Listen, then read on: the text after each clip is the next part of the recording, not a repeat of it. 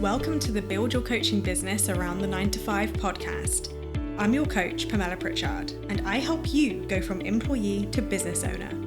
Whether you're creating your first client or learning how to create clients on repeat whilst holding down your day job, I'll help you make your business dreams a reality. Let's begin. Hello, welcome back to the Build Your Coaching Business Around the 9 to 5 podcast. Today, I want to talk about loving your business because I love my coaching business. I love every little bit of it.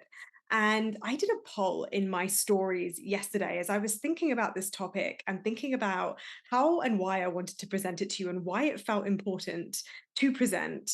I did a little poll and I said, do you love your business? Does it feel easy? Does it feel flowy? Is it a mixed bag or does it feel hard and heavy? And nobody selected it feels light and flowy. And everybody else selected some mix of it's a mixed bag or it feels hard and heavy. And I was like, oh my gosh, I definitely do need to speak about this. I'd already decided on the topic before the poll, but I was curious. And I know that my audience speaks specifically to coaches who are either in the 9 to 5 or out of the 9 to 5, but it's still very close. Either their identity is still very wrapped up in it, or it's still very much a viable option to go back to the 9 to 5. If you don't make money in your coaching business and you can't sustain yourself, then you know that you're going to have to go back and get work. And so that's specifically who I work with and who I speak to and who I support, because I know how it feels to be in the 9 to 5 wanting to leave. And I say 9 to 5 as I've maintained through every time you hear me speak of this topic. It's a catch-all. I'm not talking about some job doing something that isn't very closely linked to your identity. Most of my clients are in established careers where they have been working for the last 1, 2, 3, or 4 decades, developing that career, working their way up the career ladder. And very much that is who they are. That is their safety. That is their security. That is their identity.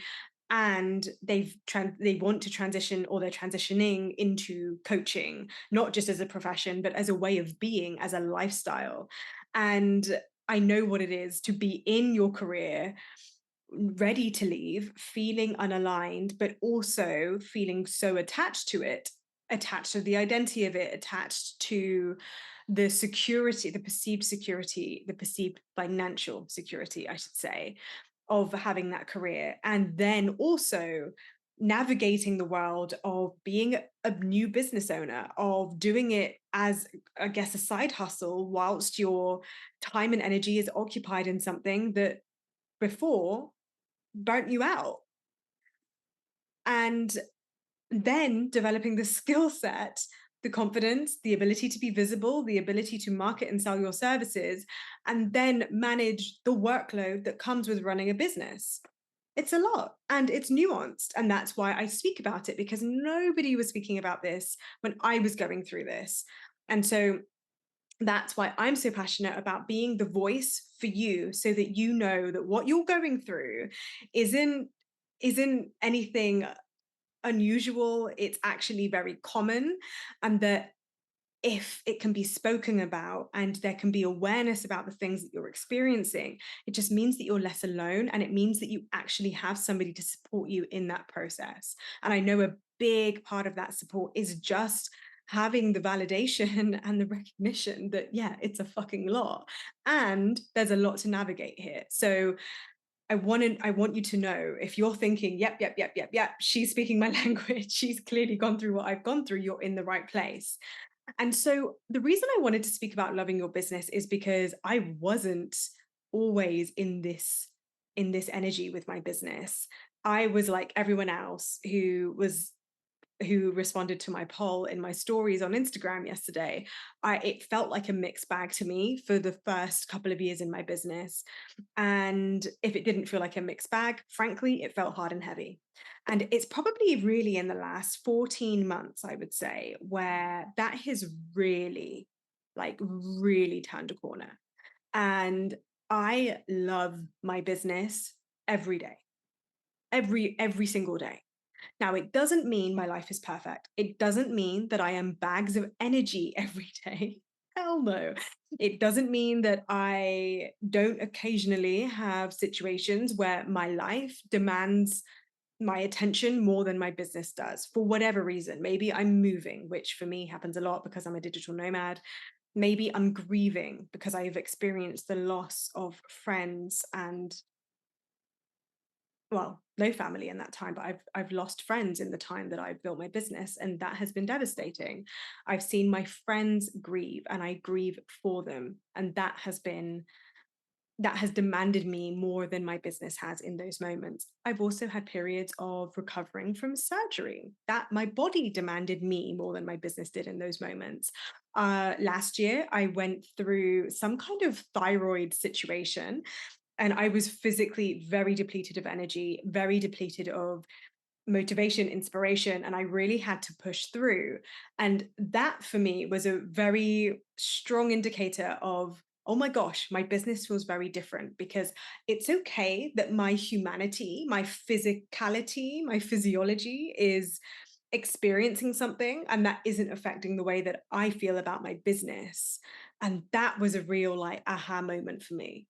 And I realized that I had very healthy separation of the two. And I want to speak to you about that today. So, yes, I acknowledge my privilege. I acknowledge my chosen privilege as well, my created privilege, the fact that I don't have dependents, the fact that I'm not a mother yet, maybe one day. The fact that I do have a lot of time freedom, and I love that for my life. And I know if you're listening to this and you're a mother, and maybe or you're a caregiver, and you're also navigating a career and a busy family life, I acknowledge that our circumstances are different. But I invite you to stay with this episode because there are some perspective shifts that I'd never heard anyone speak about. And I want you to know that this is available to you, that this is very much about the energetics of business. And I know what it's like when it feels hard and heavy in your business to feel like that something is missing. And I did do a podcast on that recently, so definitely go check that out. But I know what it is to feel like something is missing strategically, and to want to put off the energetic work in favor of finding out what to do, looking for that magic pill, looking for something where I could just say, okay, if I could only learn how to do this, then it will fix everything. And if you're in that energy, and if you can feel that kind of graspy, needy, you're looking for something, like that feeling you get when you're shopping and you really need a dress to go to the summer party or the Christmas party or whatever party, and you're desperate and you're like, you've got nothing at home, you really need to find something. You're looking and looking and looking. How often is it you go shopping on those occasions, you don't find anything? You go shopping on the days where you don't need anything, you're just browsing, relaxing, leaned back, open to receiving. You find the most gorgeous outfits and you wonder, oh, do I buy them? Because I don't need them right now. Isn't it fascinating that always happens? And I think I think this is true of business. When we are looking for something, we are searching. We are in a needy, we're in a lacking energy, we're in a scarcity energy. So the nature of being in scarcity energy means that we cannot receive. So it is impossible to find the dress. It is impossible to find the magic pill. It is impossible to find the perfect strategy or the perfect next step, because nothing will fulfill that, because we are coming from a scarcity mindset. Now, I wish I knew this about shopping at least 2 decades ago, because that would have saved me so many hours browsing unnecessarily. But I am sharing it with you now so that you can apply this to shopping and business, and more importantly, business. And the irony is that I barely shop anymore because A, I'm a digital nomad. I literally cannot acquire too many things because I do not have the luggage space to carry it. So I don't need to shop anymore. And the irony is that whenever I find myself browsing in shops, it's a delight, because if I see something I really want, I can truly be in a place of, do I really want this? Do I really desire this? And if that feels abundant and expansive to me, amazing. And if it feels heavy for me, like literally heavy because I don't have any luggage space, it actually is like, do I care to carry this additional weight? And if the answer is no, I don't acquire it. Yeah, I see you in business acquiring another program, another training, another free workshop, another podcast to listen to, another book to read. Sorry, I feel like I have a hair on my lip. Feeling like you have to acquire something else in order to figure out what's missing. And again, the energy is coming from a scarce energy. So by its very nature, you're never going to be in a position to feel fulfilled or complete, because that's the nature of scarce energy. So I want to offer you this perspective shift. I want to show you what it feels like to really love your business, and to show you the different ways in which you may love your business, and show you the different ways that I actively love my business. Because I imagine that right now, you want to be a coach, that having a coaching business is a desire of yours. And even there, at the very like top level, purpose-led, holistic perspective, like the real bird's eye view, if we like zoom out by 1,000, like we're stood on the moon looking at Earth type thing, if you really look at the bigger picture, is it a coaching business you want, or is it a perception of freedom and money and being your own boss that you're attracted to, when in actuality, you are just craving recovery from a life of perpetual conditioning in corporate that has burnt you out? Because they are two very separate things, and you want to be onto yourself. And what I find with lots of my clients and lots of coaches is that they come upon coaching because they have burnt out in some way, and or because they didn't find fulfillment in some way. And they love the pursuit of fulfillment, and they love the pursuit of self-actualization and self-understanding and being and feeling purpose-led. And they mistake that for running a business. Very different things. So check yourself in terms of the bigger picture, because there's so many ways you can make money. You don't have to do it as a coaching business. Now, let's assume you're here because you want to build a coaching business, and the roots of that desire are not just in the joy of fulfillment, purpose, self-actualization, and helping other people achieve that too, in whichever way that you do that, but also in the genuine idea of being a service provider, of going direct to market, and being an exchange, and having an exchange with people in helping them is also fulfilling to you, that the business side excites you. Now, this has been true for me from day one. I know that to be true. I did business at uni. I've been doing business for the last 20, 30 years. And that is true. Like, that is in my bones. And I find lots of coaches are having to sell themselves on the business side. And I want to offer you, if you're thinking, oh dear God, like this is making me think, then I want to offer that sometimes there is this idea of what business is, this construct of what business is, that actually isn't serving you whatsoever. Now, I like the idea and the construct of business. I enjoy it.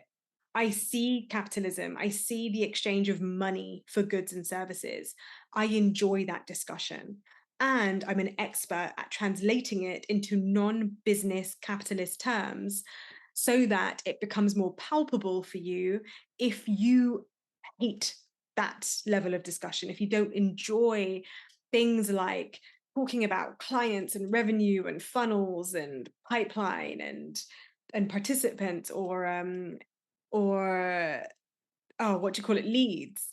And the truth is, I don't enjoy that side of it myself, which is why I enjoy translating those things into things that are palpable for the coach who doesn't want to feel like their clients are a commodity, or what their services are a commodity.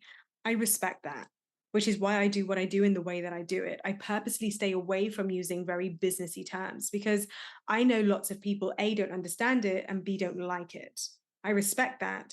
So I'm the conduit to translate it into something that feels palpable to you, so that you can still function as a business, as an effective business owner. So I think one aspect then of what I'm teaching here is that business doesn't have to look like traditional business for you. There are so many ways you can do business. And what I found is that lots of coaches go into certification, they don't know any better. And I had this experience too. I went in like fresh as a daisy, brand new to coaching, ready to learn. And I purposely put everything I knew about business to the side, ready as like a blank canvas, an open book, ready to absorb. And what I absorbed, I didn't like. I absorbed information that wasn't actually supportive of the kind of soul led business that I knew I was capable of. So I had to go out and find my own way and create it. And now that's why what I do as a business coach is that I make it palpable for my clients because they have the same experience. So I want you to know, whether or not you work with me or you work with someone else, that business doesn't have to look like it does in the business books. And it doesn't have to look the way your certification told you either.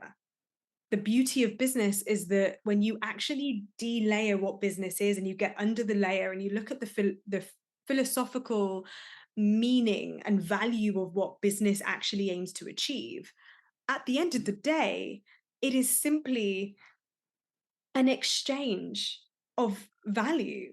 And what is value? Entirely subjective, which is a good thing because that means you can make anything and say that there is value to it. And it's your job to see the value.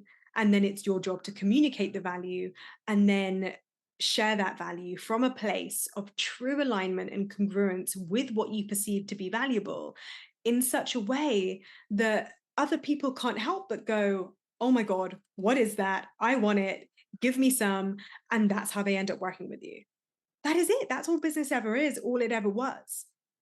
And we simply use things like money, like businessy terms to quantify and sciencify and be able to standardize processes, make them repeatable, make them predictable. But at its core, business is just an idea. And ideas are a beautiful thing because we, as humans with a awareness of our own consciousness, have the beautiful skill of actually communicating our ideas to each other and create meaning from them and have an exchange through that. That is, again, that's what business is. It's so beautiful when you delayer and deconstruct all the BS that the business books tell you. And when you're too in the weeds of that, of course, it's going to feel hard and heavy. Of course, you're going to be stuck with this idea of, oh my God, I need the perfect strategy. I need the perfect niche. What is a niche? What the, like, it's made up. Nothing is real. You can sell anything that you wish. If you see value in it, if this is an expression of your truth, your congruence, your story, that matters. And if you believe it matters, then it's only a matter of time if you continue to communicate it for other people to see that it matters too. So I'm going to break down a couple of things that I identified that I see happening over and over again. I spoke about a big one, like this attachment to constructs that don't exist. The construct of what a business is, the construct of a niche, the construct of a strategy, of pricing, of an ICA. None of it's real, which means you can do anything you want. To even anything I teach you inside my programs, it's just a construct that I have made more palpable for you to enjoy, to be able to get behind. Because if you can get behind it, then you can create something from it. I'm basically giving you materials to work with and create from. What you do with it, the way that you paint from your canvas, that's all you, baby. You can do whatever you like with it. And that's the most beautiful, beautiful thing. The other thing I see happen is mismanaged expectations. You see other people in their power, in their truth, speaking to what the constructs that they have been able to buy into so powerfully with full belief, and then you mistake the construct for the congruence. What you need to look at instead of the construct, which is, oh, if they're doing it that way, if they're pricing it that way, if that's their niche, then maybe that should be my niche. If that's their strategy, maybe that should be my strategy. If that's how they get clients, then that should be how I get clients. No, you're missing the point. What you want to align to, if you see someone else who's doing it in a way that makes you go, oh, what are they up to? It's you need to align to the congruence that they're speaking to. What is the truth behind what they're doing? And here's the thing, you can never know the truth behind what someone's doing because you're not in their body, you're not in their mind. You can't see the inner work that they've done. So you have this expectation that if you follow their construct, it's going to work for you. That's not true. That's never the case. What you have to do is see a construct and then ask yourself, is that construct congruent to me? And if the answer is yes, and a wholehearted yes that you can get behind, then the construct suddenly starts to work. The construct being the strategy, the niche, the template, the messaging format, whatever. Do you see that? Do you see this 5D layer that I'm speaking to versus the 3D that you're all attaching to? You have this mismanaged expectation that you should be there already. And I see lots of professional women do this because they are comparing their day 0 in business or their day 100 in business with their day 10,000 in their career. It took you 10, 20, 30 years to get to where you are in your career. And you're butthurt that you're not that advanced in your coaching business when you've been in it for 5 minutes. Mismanaged expectations. You forgot that you're a newbie in business. You forgot for a second that you're a newbie in coaching. So why don't you give it the same amount of time that you've given it in your career? And then maybe you can start comparing the two. So allow yourself time to develop the skill, to develop the competency, to develop the experience and the embodied knowledge, the embodied experience of knowing your job like the back of your hand, AKA how to run and grow a coaching business, how to be a coach in the world, how to serve your clients powerfully and get them results. So watch for mismanaged expectations.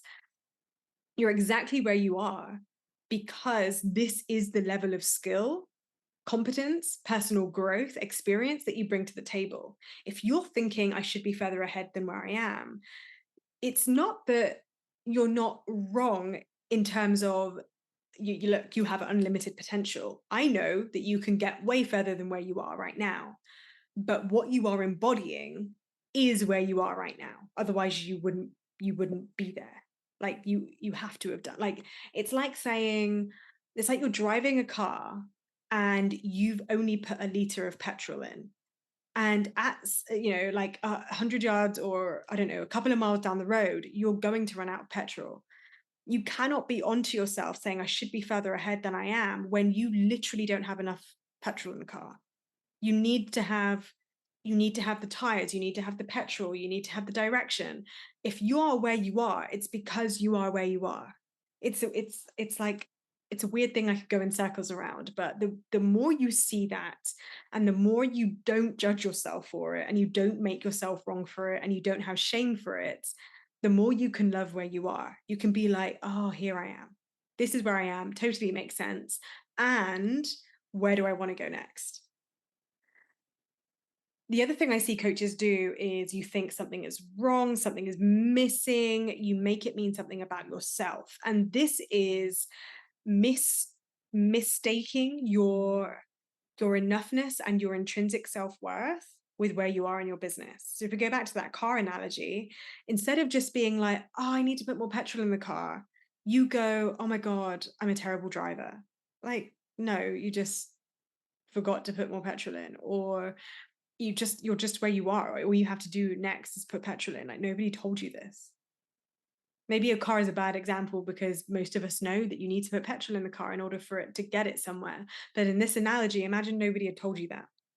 You're there thinking, oh my God, what's wrong with me? And I'm thinking, there is nothing wrong with you. We just need to get to a petrol station. It's fine. So when you find yourself attaching what's going on in your business with your intrinsic self-worth and enoughness, then we really need to look at that. And at the beginning of your business, I have to say, in the first like 1 to 2 years, that is basically most of the work. It's detaching your self-worth and your enoughness with what's actually happening in your business. And I think that's what really happened for me and started really landing for me about 18 months ago was it became boring. I became bored of the story. Oh, it's because I'm not good enough. What if I am? What if I am good enough? What if my enoughness is just not part of this discussion? It's like, it's almost like say, oh, it's because I have brown eyes. Oh, it's my brown eyes. It just makes no sense. Like, it's not part of the discussion. I have never made my business success anything to do with the color of my eyes. It's literally weird. Like, it makes no cognitive sense to say. So, in the same breath, me acting as if my enoughness and my worth has some kind of impact on my business, it is as ridiculous as me as saying the color of my eyes have an impact on my business. They don't. They're completely separate things. So if it isn't that, what is it? Well, I don't know. Have I sold in the last 3 days? Have I communicated my message in a way that would actually be helpful for someone to know what the fuck I do and how I help them? Have I chosen a price that I like no matter what? No matter like if somebody says to me, "Oh, that's expensive," do I then go, "Oh my God, it's the color of my eyes"? No. I don't go, "Oh my God, it's because I'm not worth it." No. It literally makes no sense. Someone says they can't afford it. I go, "Okay, like, no worries." Is it because you don't want to be able to afford it because you don't perceive the value of it? Or is it because you just don't have access to that money right now? Or is it because this just isn't what you want or need right now and you're just not sure how to communicate that to me? That's okay too. But I never make it about me because I know my coaching is worth what it is. So you either want it or you don't, you know?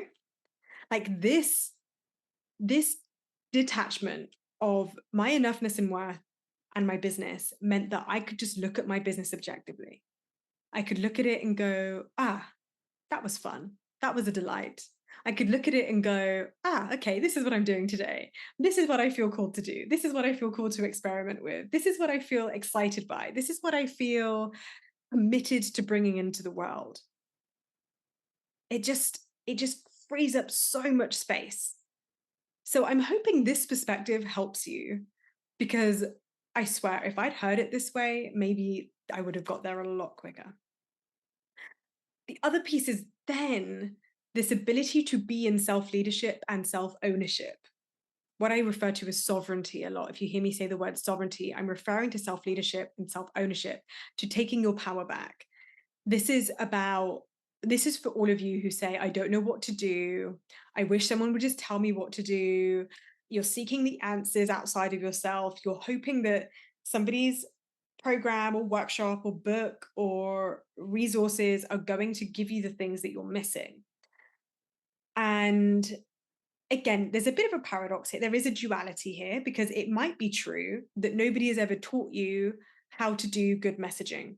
Hence, Messaging Mastery, one of my programs that I'm running at the moment, that's also available for my one-to-ones, or my Consults That Convert program that's coming up soon. Like, if nobody had taught me how to do a consult, I probably wouldn't know how to run one, but I have been taught in my coaching business. I've also run them throughout the entirety of my career.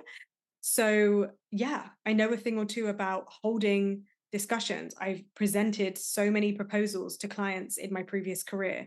I know what it is to handle objections.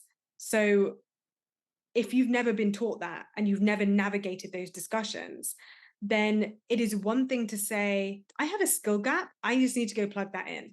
I have a skill gap. I've never done it before. So I'm going to put myself in rooms where I can learn. But then it's a case of, if you have access to the knowledge, but you're not implementing, if you've paid for the programs and you're not implementing, if a coach is saying to you, I know you've watched the training, but go back to the training and actually use your brain to answer the question and think about what you are learning, what you are doing, why you are doing it, and answer your own questions. And you're still not doing that, and you get sidetracked by another coach's signing new program, you are going to be stuck there for a very long time. When I actually started slowing down with my investments, started showing constraint with the amount of rooms I was putting myself into. I stopped signing up to freebies. I stopped following other coaches. For the last, and again, it's no surprise to me that this has all happened at the same time. About 18 months ago, I made a decision to stop following so many coaches. I stuck to the coaches I liked.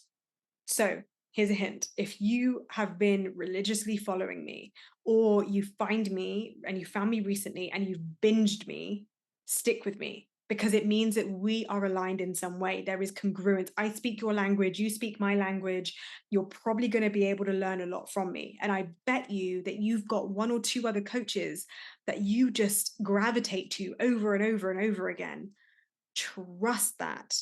Practice constraint, put the blinders on. What I mean by that is, just in case you didn't know, because my dad takes me horse racing. I don't necessarily agree with it as much anymore, but he loves it and I love spending time with him. So whenever I'm home, we'll go to the horse races and he loves to put a bet or two on or whatever. And horses, when they're in the stable ready to begin a race, they literally have blinkers on. If you're watching me on YouTube right now, you'll see they have blinkers on that mean that it shortens the peripheries. So we can see 180 because our eyes are in front of us. Horses' eyes are on the side like a fish, right? So they have actually, I don't know what their periphery must be. It must be almost 360, almost. That's freaking distracting, right? If you can see so many things and the people you're trying to race are also right next to you. So when you put the blinkers on, you shorten the periphery of your vision, which means all you can see is straight ahead, right in front of you. And that means that if all you're looking is right in front of you, then that's the only place you can go. Think about that for a second. If all you see is in front of you, that is the only place you can go. So if your eyes are on your goal and not what are some other coaches doing, you're not sharing other coaches' freaking offers, you're not so plugged into their containers that you're doing everything in your power to be the best student, to be a good girl. Maybe you did this at school. Maybe you were a bit of a teacher's pet. Maybe you loved getting validation from your teachers and being the best in class. If you find yourself doing this with your coaches, instead of having your eyes on your goal, your revenue, your vision, your mission, your purpose, your dreams, and you're using the resources from your coach to amplify, to build momentum, to refine what you're doing towards your goal, then yeah, of course you're going to get distracted because your eyes are not on your goal, you're on their goals. You're on their offers, you're on what they're up to next. I mean, look, what for a case in point, literally 2 weeks ago, I noticed in a Facebook in a program that I'm in, there was suddenly lots of a big flurry of activity. I noticed it in the Facebook group. Everyone's like, "Oh my God, there's been an announcement. There's been an announcement on the episode. I can't. Oh, I imagine what it is." And they were commenting, and at this stage, I'd spent 5 minutes like reading through it, and then I saw myself do it, and I thought, "Oh, I'm distracted here." Anyway, like, awesome. I love her. I'm inevitably going to hear it because she's one of my chosen few that I plug into frequently over and over again. But that's not my business. That's her business. I'll find out when it's necessary for me to find out. The announcement isn't actually for another 2 weeks. I'm sure she'll let me know when I need to. Same with COVID. Oh my gosh, brilliant example. When COVID first hit, I was in Barbados and we had to get home. We were able to get our flight. We had no idea what was happening. There was information on the news that the shops were running empty, the shelves were running empty. They were running out of toilet roll. I knew for a fact our fridge was genuinely empty because we've been in Barbados for the last 2 weeks for a wedding. When we got back into the UK, because that's where I was at the time of the pandemic, we got home, we had no toilet roll, no food, nothing. And I went into overdrive looking at everything. And honestly, it gave me, I'm not necessarily somebody who experiences the emotions or the feelings of anxiety in my body very often, but we had to go food shopping that day. And we went to Sainsbury's the day that we arrived back. We wouldn't normally rush. We'd probably just get, like, I don't know, a takeout in for the first night back. But we were literally going into a countrywide lockdown within 48 hours. We had to go food shopping while we were still able to. And we also at the time didn't really know the severity of what COVID could potentially do. So it really did feel like a health risk at the time. And so we had to go food shopping. And I plugged into so much information. I was more plugged into the information than was necessary for me to get what I needed. All I needed to know was when lockdown was going to take effect, if the shop was open, and if it was safe for me to get there and what the procedures were. That was it. That was all I needed to know. What did I do? I plugged into every outlet. I was obsessed with social media. I was freaking out, buying into the gossip from family, from friends, like nurturing the, like stoking the flame of that fear mongering that happened as a result of it. I went to the supermarket, and hands down, it was the scariest experience of my life. To actually go to a supermarket, I can still feel it in my body as I relay the story. The fear is so visceral to me. And it was an awful feeling realizing that there is literally no food on the shelves, that I just had to grab what was available and make do and let it be good enough and get home and be happy that I was home in the safety of my own home. That was a really scary situation. Now, I realized then, way too late, as I'm sure many of you did as well, that a few months of this wasn't healthy for my mental health. It was stressful. I had started my business a few months before. My work, my day job, my career was busier than ever because I worked in human resources at the time. And my job was client relationship management, selling HR solutions to HR C-suite, which meant that my clients in corporate were some huge big ticket conglomerates with huge HR teams and huge organizations. I'm talking companies with thousands of employees, and they were having to make redundancy decisions, furlough decisions, put everybody on emergency work from home. I had never been busier in my day job. And everybody around me was being made redundant, was being made furlough, was being sacked. So that was a strange situation because I was busier than ever while everyone else was freaking out. And I was upholding a coaching business, which was new to me at the time.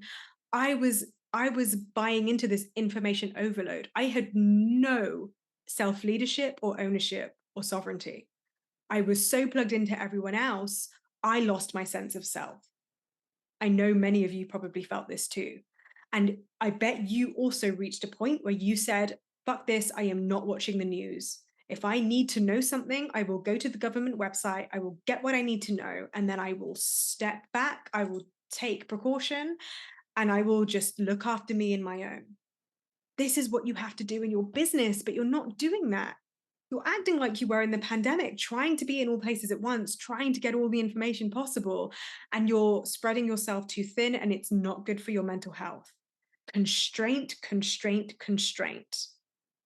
And I know it seems like a genuine need to have answers where you don't have answers, but I cannot emphasize enough. When you realize that the answers are within, everything changes. You know more than you think you know about business. I described it earlier.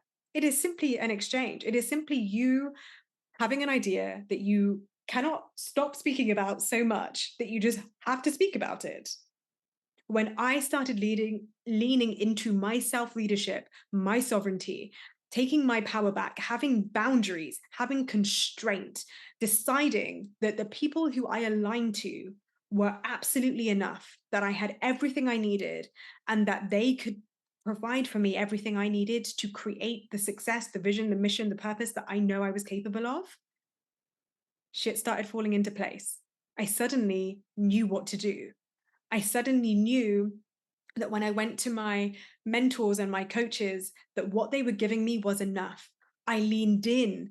I trusted that what they were giving to me was with my greatest good in mind. And that everything was coming to me at exactly the right time, in exactly the perfect way that I needed to hear it in that moment. That was so freeing for me. And when I really leaned into that, and the more I practice that embodiment, the more it is true. The amount of serendipities that I have in my life, in my business, the amount of times I find myself musing over something, thinking, what shall I do about this? What do I need to do next? What is it I want to speak about? And then, oh, something happens, an idea pops in, an answer shows up, a post comes up for me, my coach mentions something to me. I'm like, how did you know? Of course, because the universe always has my back. But I am the universe. I had to go first in order for the universe to respond to me. So I want to give you a quote. If you can see me on YouTube right now, I am reading. You'll see me reading a quote here. Ben Francis or Francie, the Gymshark founder, he reached billionaire status recently. He's a self-made billionaire, one of the youngest self-made billionaires, and it's an interview that he posted on his own TikTok, so it should be really easy to find. And I very, very quickly captured what he said, and this is what he said, and I just thought, oh, it was so powerful. He said, the interviewer says to him, "Oh my God, you're a self-made billionaire. What do you think?" Basically. And he just replied with a really somber face and said, "Look, I never think about it. I don't see it as a measure of success. It's all on paper. It's made up. It's literally made up," is what he's saying there.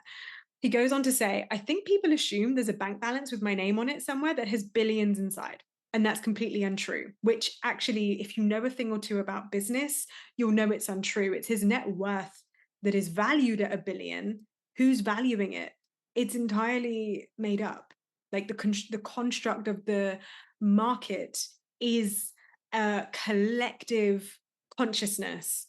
It is literally made up. Like, he acknowledges this. I don't know if he's actively spiritual, if he's fully aware of what he's saying, but on a 5D level, it is literally made up, even though on a 3D level, he is now has billionaire status. It's a mind fuck of the best type, of the best kind. He then goes on to say, no individual should ever pin their self-worth on things like wealth or net worth. I see that as a wildly unproductive way to live. I just want to focus on my job.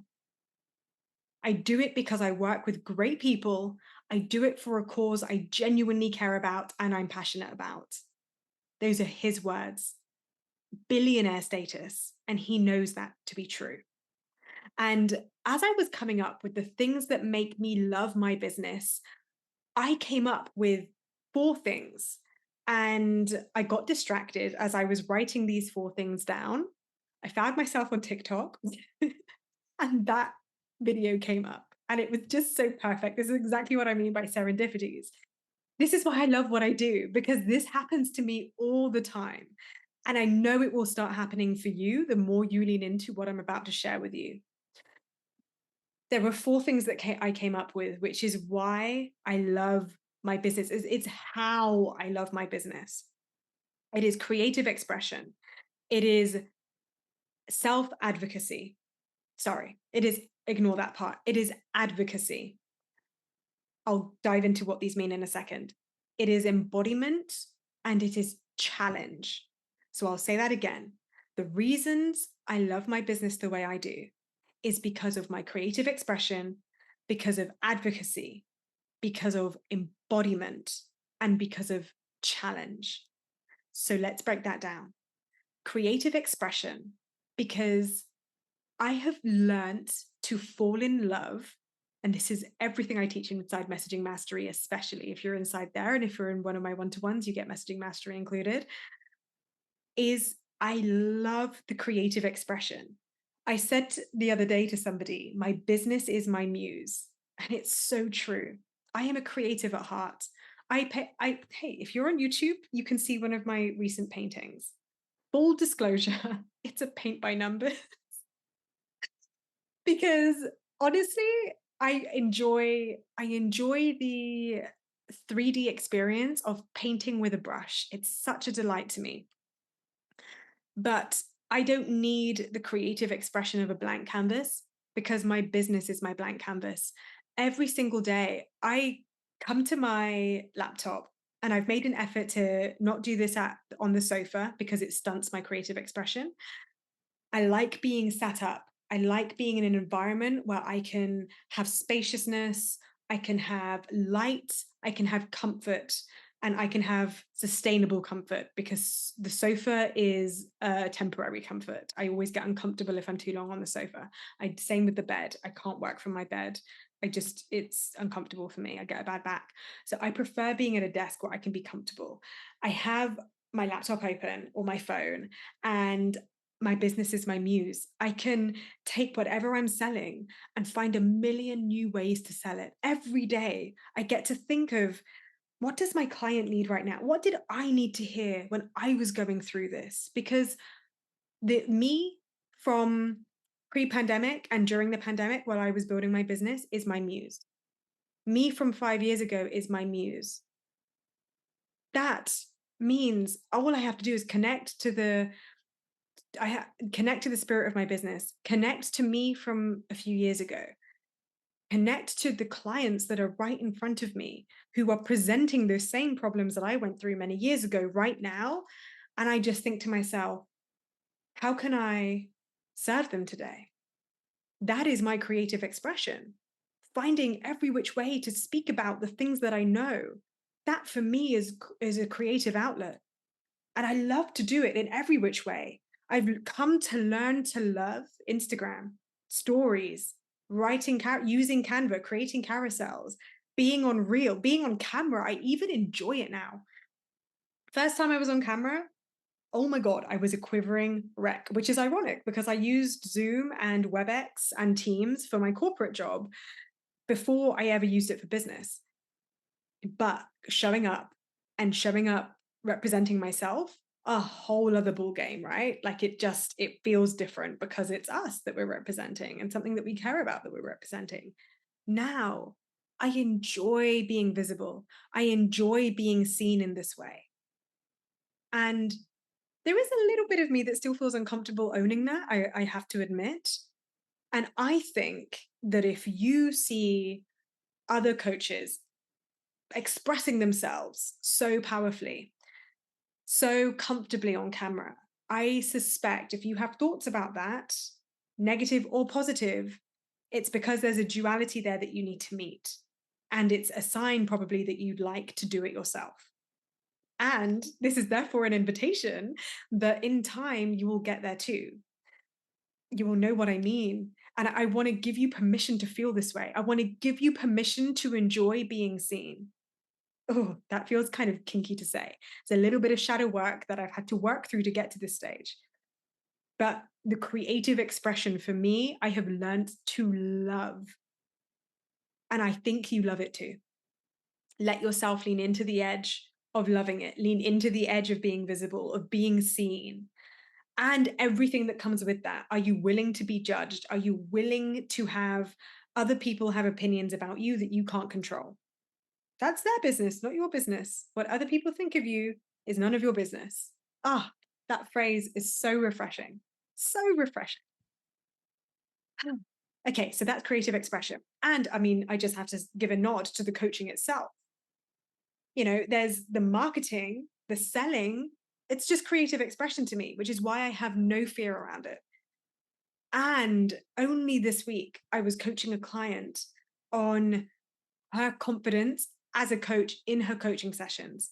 And we were talking about being intimidated by our clients when we call in clients that we perceive to be more successful than us. That's fascinating because when that happens, and it's happened to me, I have clients who have surpassed my career success, but they come to me because of what I represent. I can show them how to build a coaching business. And even if they know how to build a coaching business, I show them how to do it in a way that feels like joy, like creative expression. They come to me to learn this specifically. There's no hierarchy in that. It's impossible. It is just, I have a thing that you kind of like, and I show you how to do it. I show you how to bring that out in you too.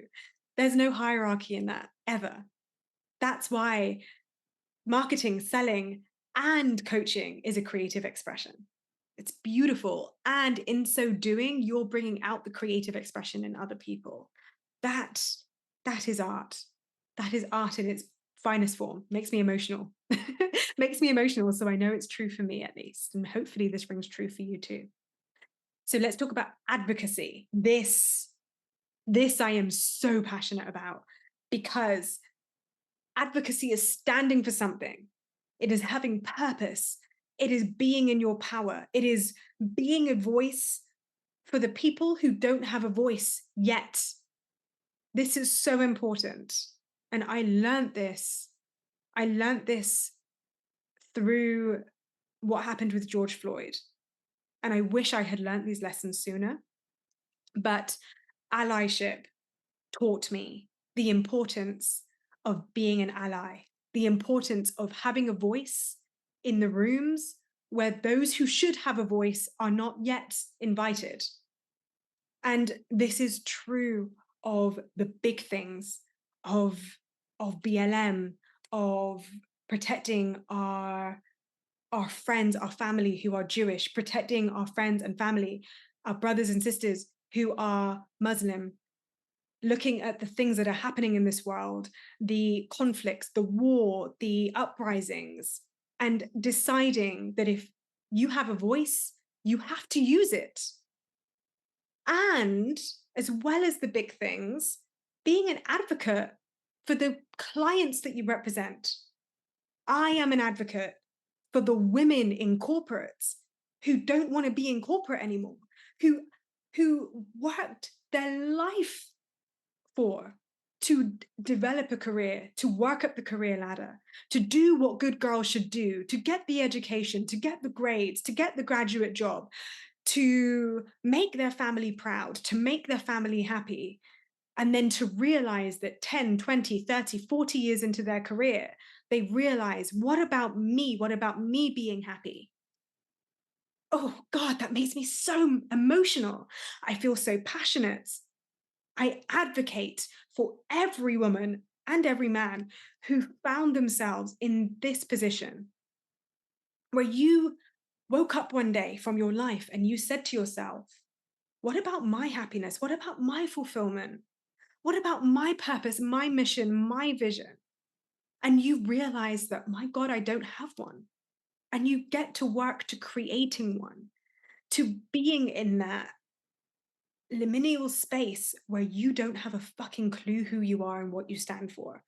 And you realize that you are the blank canvas, that you are the muse to your own life, that the creative expression that I just spoke so passionately about is you first and foremost.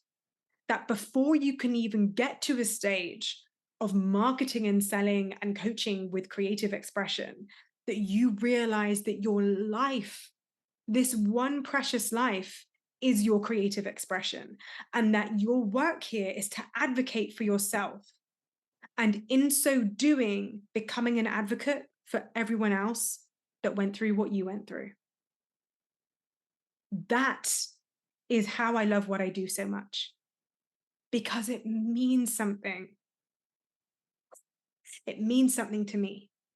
And I know it means something to you, whatever it is you stand for, whether it's having a better relationship with food, whether it's having a better relationships, whether it's being a better parent, whether it's healing your inner child, whether it's shadow work, whether it's sexuality, whether it's just general life coaching and just being a human in the world.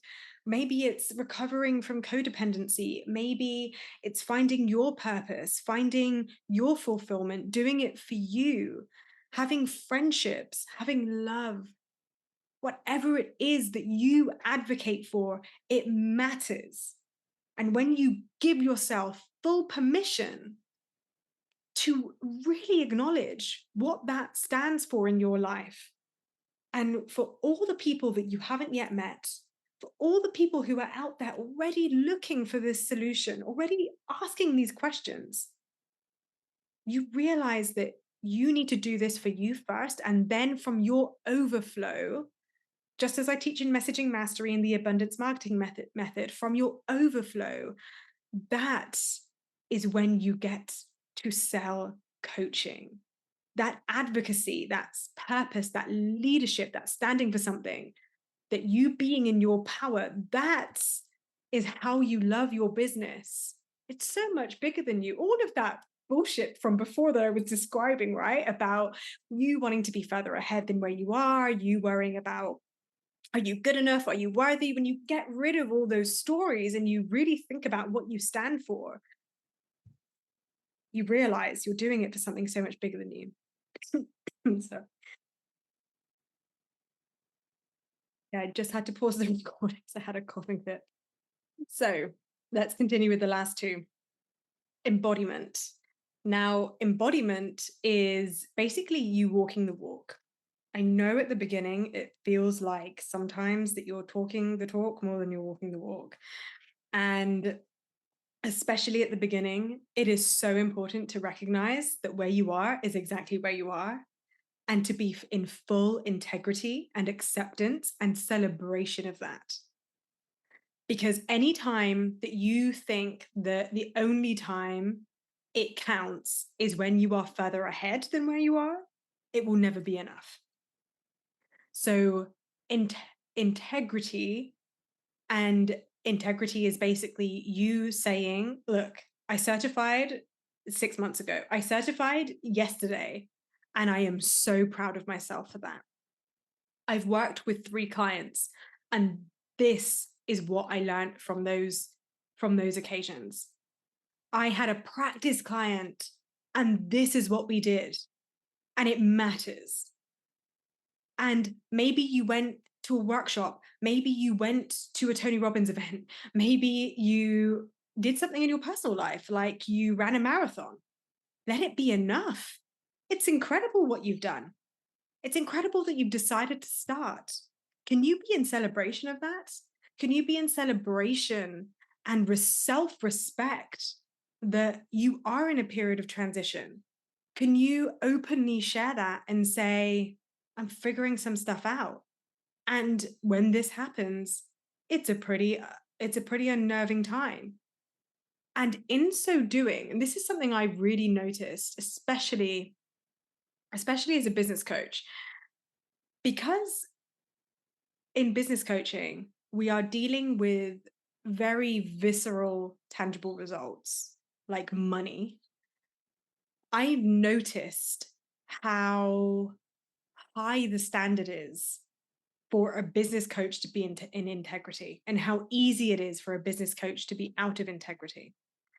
And that is why I am so candid about where I am, about what I have achieved, and about what I'm actively doing. I'll give you an example of that right now. Inside my Instagram, I have opened a broadcast channel.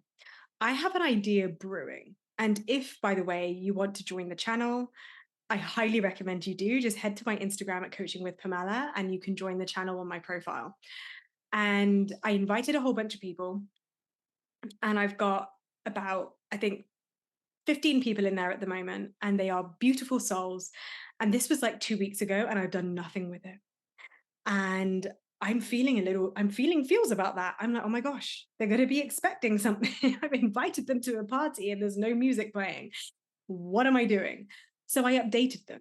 I just said today, I'm full integrity and full acceptance of where I am. Hey, everyone, thanks so much for being here. And I acknowledge you're kind of waiting on me right now. I'm waiting on me right now. I'm still figuring out how this is going to look, how this is going to be. Bear with me. I'm so happy you're here. I see you. I acknowledge you. I'm so grateful for you.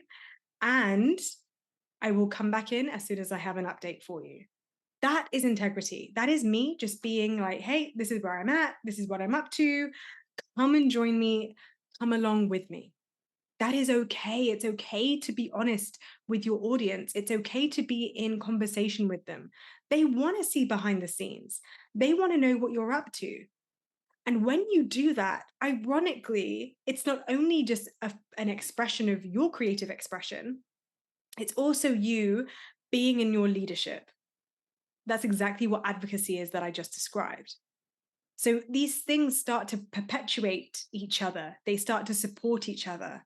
And that is a really beautiful thing. So the last thing is challenge. And this for me is something that I see lots of coaches get wrong, because this is, I think, the biggest thing that makes coaching feel, or your business at least, feel hard and heavy.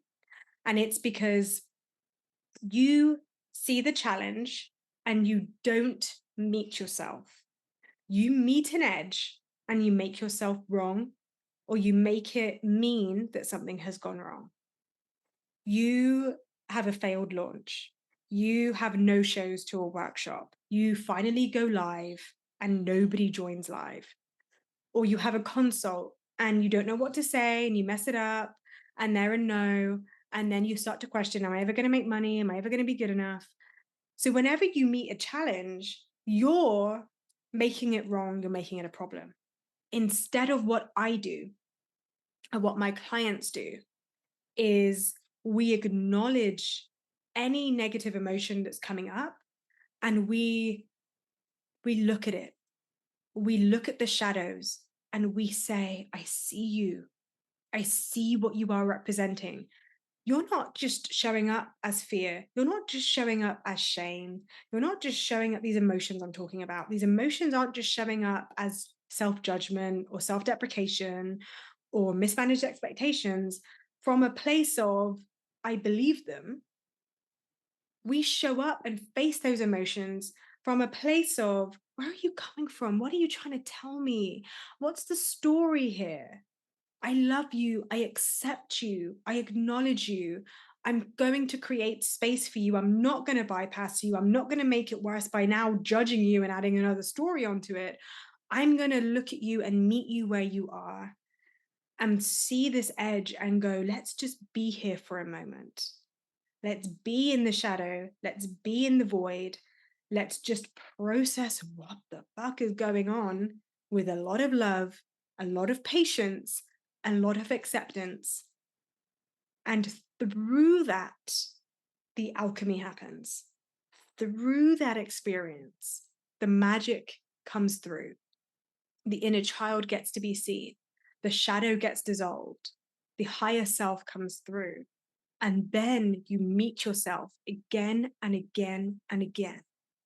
And now I am at a stage in my business where when it comes up, I look forward to it. Doesn't mean I enjoy it necessarily, but I look forward to meeting myself and challenging myself. And the more I do this, the faster and the easier it gets. And sometimes now I don't even have to go through that cycle anymore. That is a beautiful place to be. That is how I love my business, no matter what. So I will recap. It is creative expression, advocacy, embodiment, and challenge. They are the 4 components that allow me to love my business no matter what. Drop me a DM. Let me know what landed here. If this lit something up for you, if this gave you a perspective that you didn't see before that you needed to hear, and if you want to take this work further and you know that this is the work that you need to do and that I'm the coach for you, then book a consult. Let's connect. Let's have a chat. Let's talk about your business, your vision, your mission, your purpose, where you are now and where you want to go, and how working with me one-to-one is going to be the perfect partnership and co-creation to help you bring your business to life. I'm so excited to meet with you. The link is in the show notes. And in the meantime, thank you so much for joining me. As always, I absolutely adore being in this discussion with you. I cannot wait to hear from you in the DMs, either Facebook or Instagram, Coaching with Pamella. Let me know what landed. I love to hear it. If you have suggestions, always give me a shout. I'm always open to hearing what you want to hear about, what you want me to talk about next. And in the meantime, have a beautiful rest of your day, and I'll see you in the next episode.